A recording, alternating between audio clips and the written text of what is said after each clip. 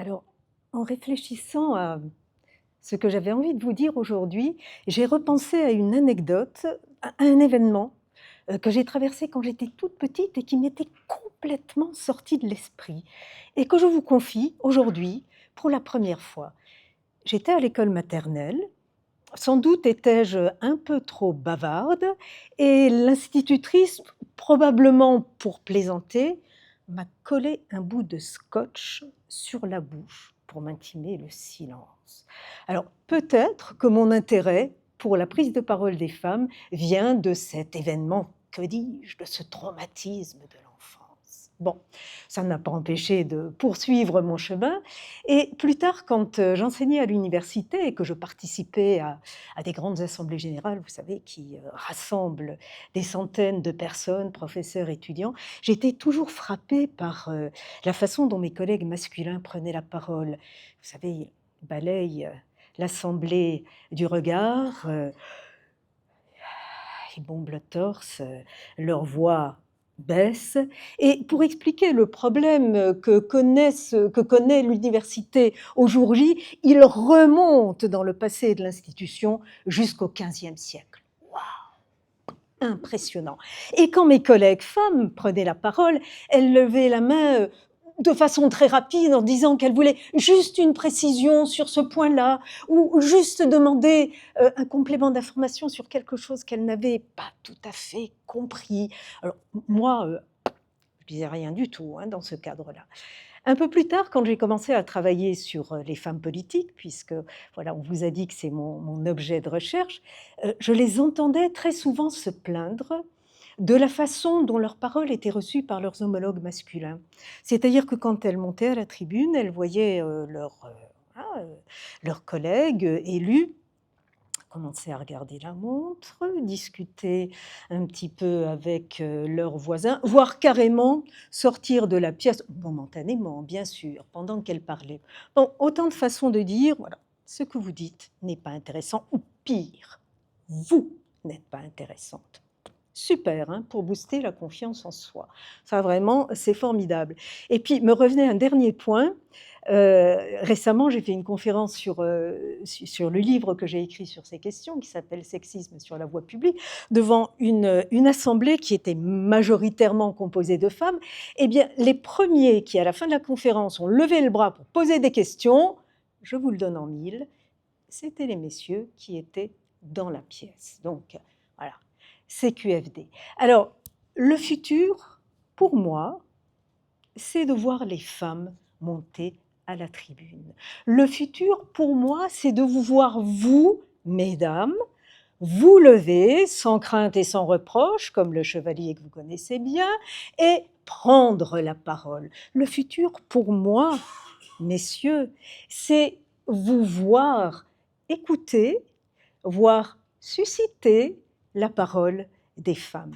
Le futur, pour moi, c'est un futur où la parole est partagée entre les hommes et les femmes. Alors, bon, j'emploie ici le terme des hommes et des femmes comme d'un tout homogène, comme ce que Nicole Claude Mathieu appelle des classes de sexe. Mais on sait bien que chacune de ces catégories, hommes et femmes, est traversée par des rapports de domination divers, hein, selon qu'on vient d'un milieu socialement favorisé ou pas favorisé, selon qu'on est éduqué ou pas, selon qu'on est racisé ou pas.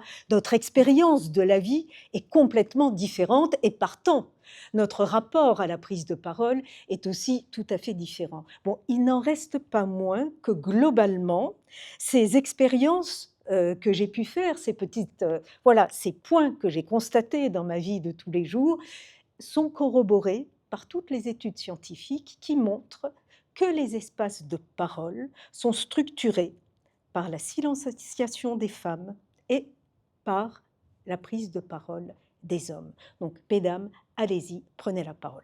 Alors, pour comprendre ça, je vous propose non pas un zoom vers le futur, mais un petit zoom arrière. Et ce qu'il faut comprendre, c'est que cette silenciation des femmes, elle repose sur des siècles, voire des millénaires de travail.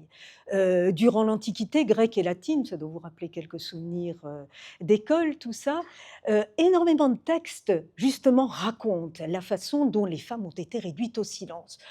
Rappelez-vous l'Odyssée d'Homère, où Télémaque, le fils d'Ulysse et de Pénélope, lui dit à un moment donné à sa mère, « Discourir est l'affaire des hommes, et surtout de moi, qui suis maître dans cette maison. » Bon, très bien. Dans les Métamorphoses d'Ovide, on a des quantités de femmes qui perdent la parole. Io, qui est transformée en vache. Et quand elle veut prendre la parole, qu'est-ce qu'elle arrive à faire? À beugler. Écho, la nymphe Écho, comme son nom l'indique, elle n'arrive qu'à répéter la parole des autres. Et Philomène qui se fait violer et arracher la langue pour éviter qu'elle ne dénonce le coupable. Toutes ces femmes sont des femmes à qui on a retiré la parole. Les religions, toutes les religions, se sont mises d'accord pour silencier les femmes. Un seul exemple, Paul, l'apôtre Paul, 1 Corinthiens 14, que les femmes se taisent dans les assemblées. La misogynie des clercs a pris le pas. Les codes de la bourgeoisie au XIXe siècle, au XXe siècle, intimaient aux femmes le fait d'être silencieuses, discrètes, transparentes. Une femme qui répond ne trouve pas de mari. Et une femme qui parlait fort, qui riait fort, signait son appartenance de classe populaire. Et l'éducation encourage le silence des femmes et la prise de parole des hommes. Et ceci, même les études les plus récentes, je pense aux travaux de Marie du Rubella par exemple, confirment cette incitation des filles à se taire et cette incitation des garçons à parler. Et j'ai lu quelque chose qui m'a alors vraiment bouleversée. Peut-être que vous vous rappelez, en 2020, c'était juste après le Covid, plusieurs concours d'entrée dans des grandes écoles ont supprimé les oraux et ont recruté les candidats sur la base des seuls écrits. Que ça vous rappelle quelque chose.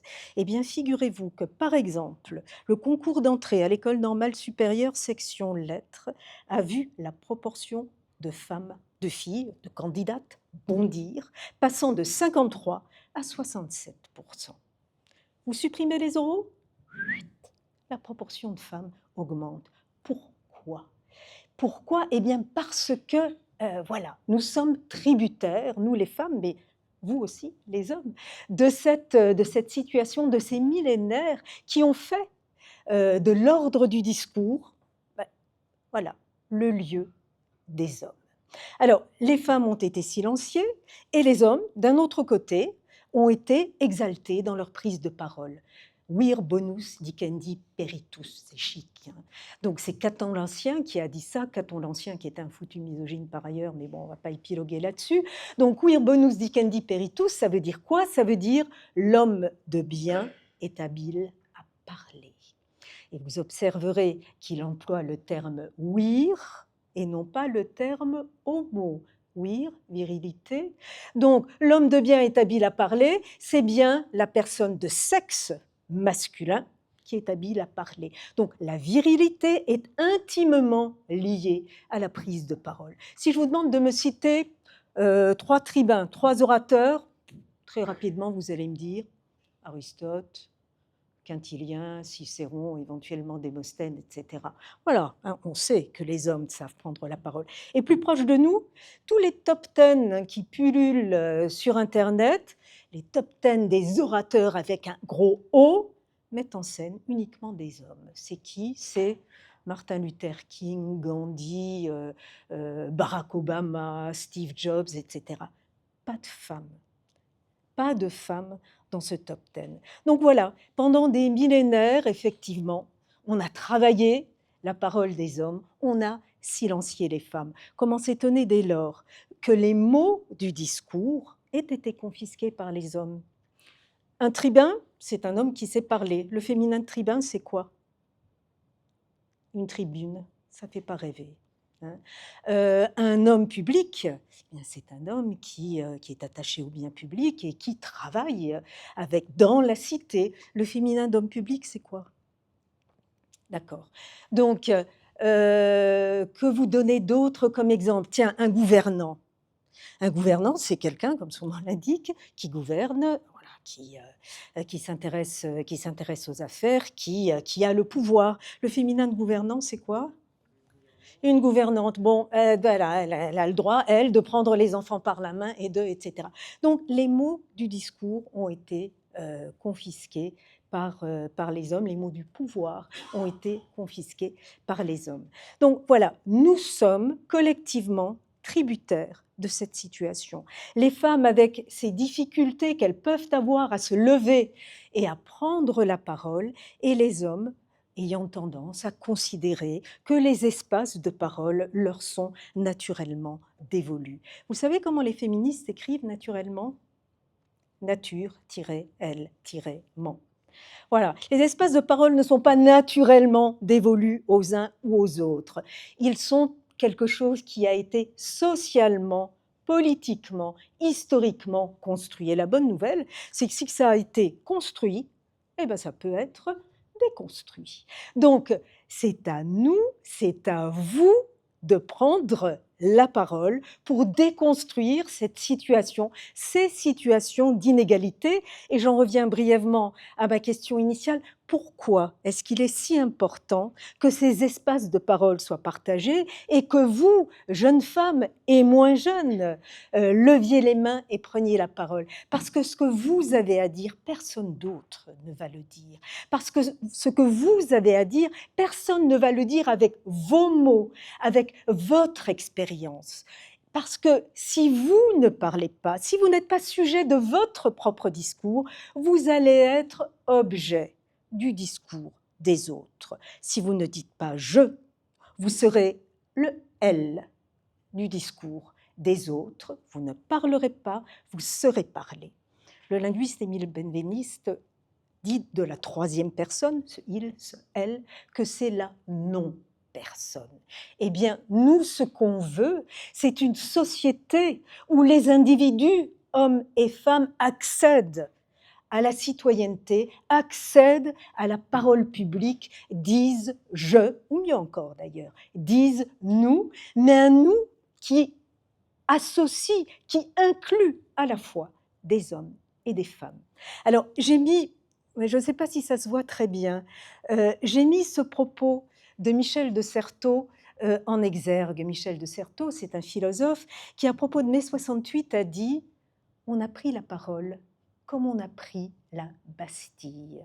Eh bien, la parole, c'est votre Bastille à prendre. Et ce futur que j'imagine, eh bien, ce sont ces bastilles de la parole féminine qui sont prises d'assaut par vous, mesdames, et par vous, messieurs, pour aider les unes et les autres à prendre la parole. Donc c'est à vous, mesdames, c'est à vous, jeunes filles et moins jeunes, de mettre un terme à la malédiction de la parole des femmes, à la maldiction de la parole des femmes. Merci.